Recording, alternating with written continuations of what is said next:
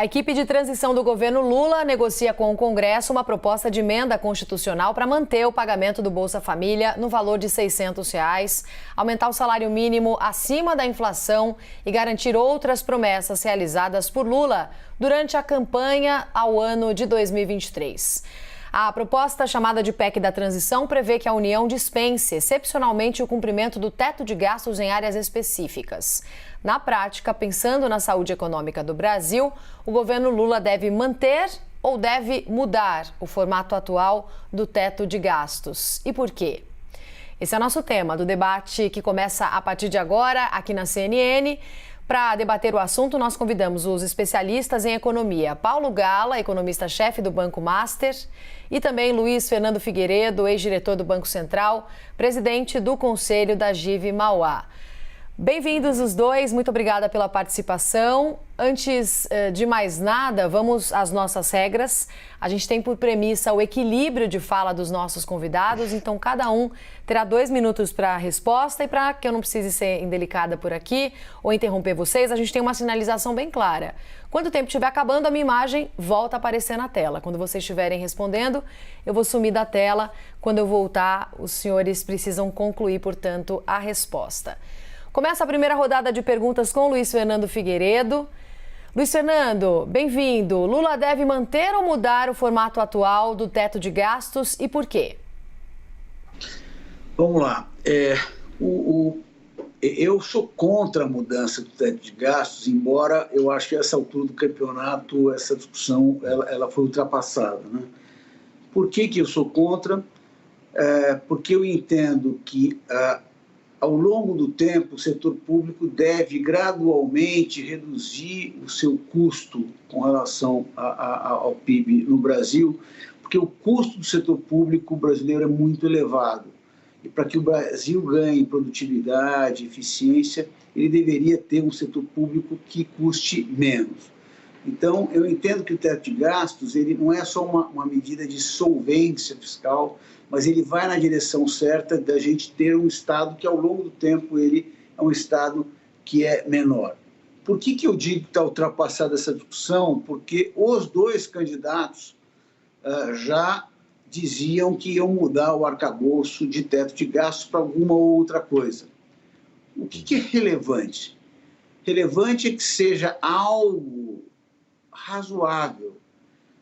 Aqui ninguém está dizendo que a política fiscal é a coisa mais importante do governo, pelo contrário, mas ela é o pressuposto para que a gente tenha um ambiente saudável no país.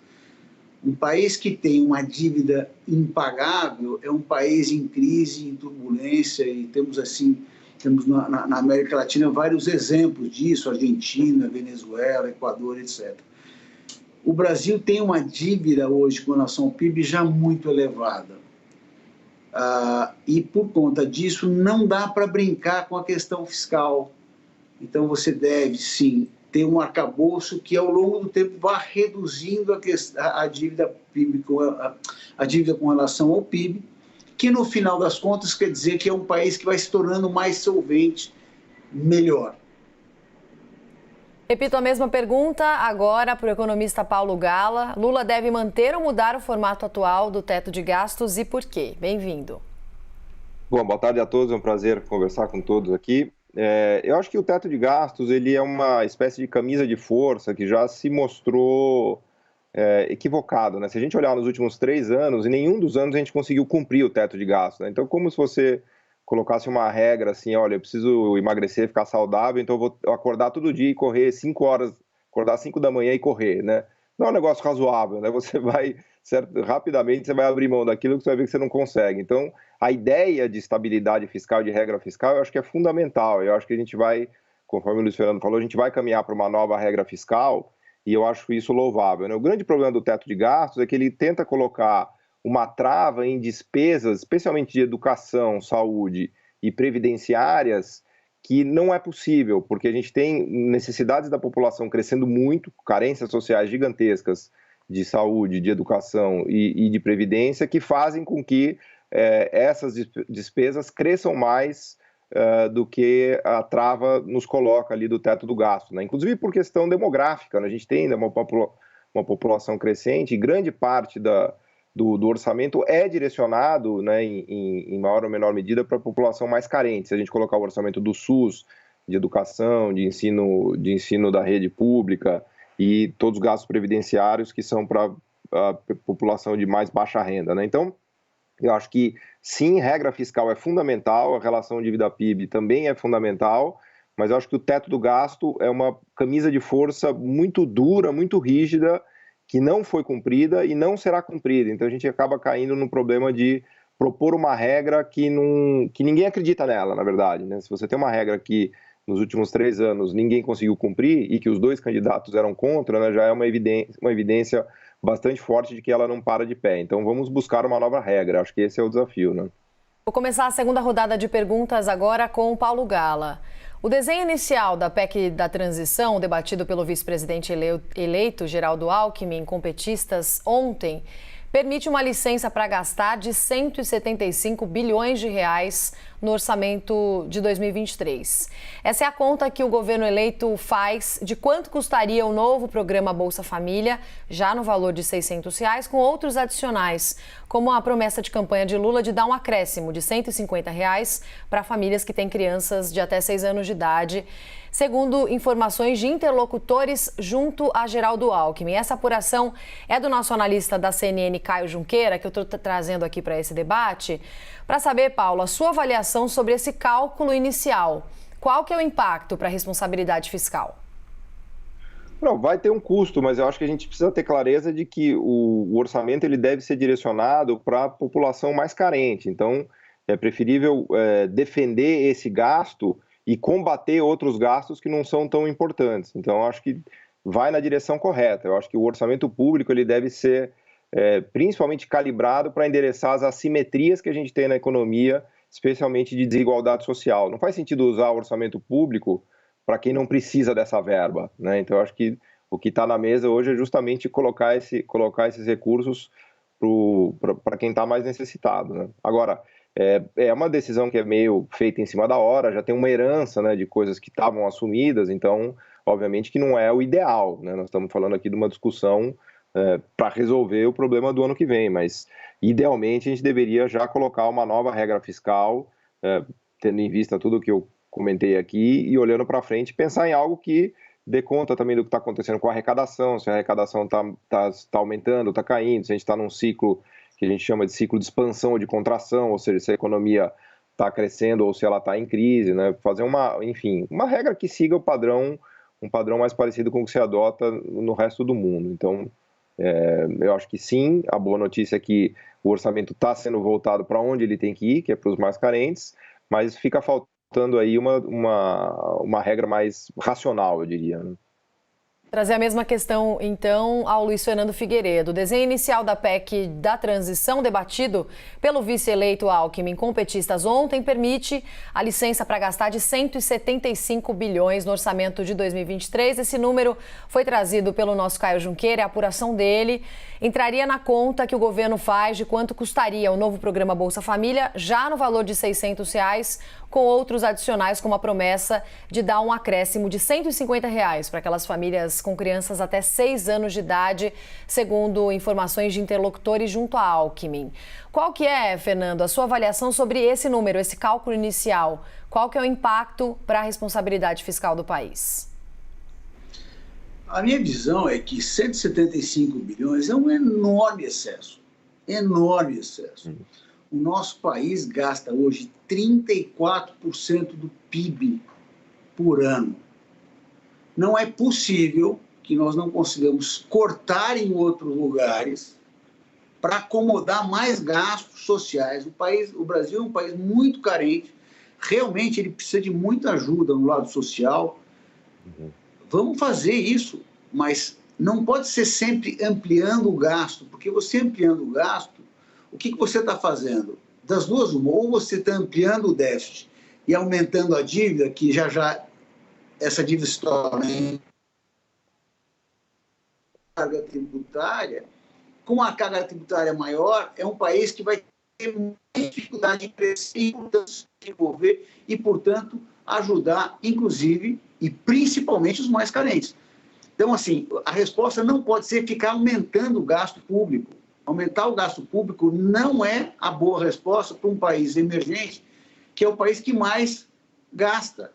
Para dar uma ideia, a América Latina, em média, gasta 23% do PIB. Nós gastamos 34%, estamos querendo aumentar mais. Então, assim, eu acho um enorme excesso.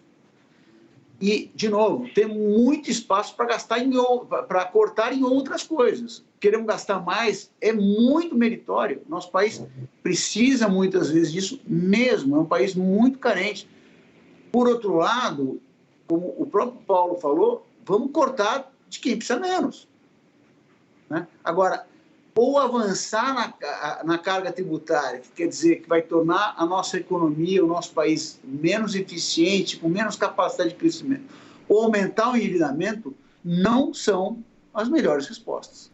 Vou começar a terceira rodada de perguntas com o Luiz Fernando Figueiredo novamente. O formato atual do teto de gastos contempla as necessidades da economia brasileira, na sua visão? Olha, eu não sou o maior fã do teto de gastos exatamente como está, não. O que acontece é que ele foi a última coisa que existia, né, num país que tem sido perdulário durante muitos anos. Então, eu entendo que a gente deva ter o arcabouço melhor, mais racional, que mais, vamos dizer, se aplique a um país como o nosso.